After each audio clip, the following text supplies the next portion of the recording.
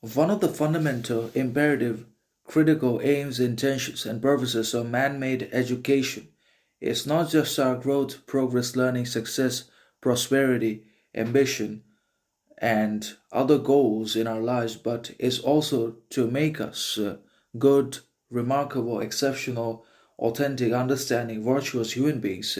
So, obviously, one of the many goals of education is also to be able to provide with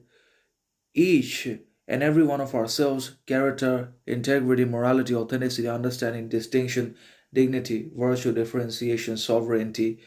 and many other virtues that we just don't always find in the external premises, outside conditions, and the hodgepodge of society. Education should definitely do that for us because we always count upon education. We always rely and depend upon the power, potential, ambition, intention of education, so much so that we invest and give a lot of money and resources upon education by being completely aware that it's more expensive or costlier than we can afford, than we thought or anticipated it to be. But still, we consider education, we count and depend upon education because we trust education to be obviously the everything in our lives. Because not all of us or not everyone is capable of being salted, not everyone is capable of self knowledge, self understanding, self purpose, self realization, and that's why they obviously put all their faith, trust, and consideration upon education, believing that once they have it, once they have all the associate degrees, marks, merits in their lives, they will become not only successful but also be able to meet their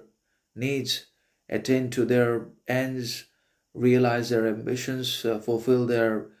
obviously aims, intentions, purposes in our lives. But then again, education should and must also help with the development and formation of a very solid foundation of powerful, authentic, sovereign, distinct, dignified character, personality, mindset, perception, outlook that directly translates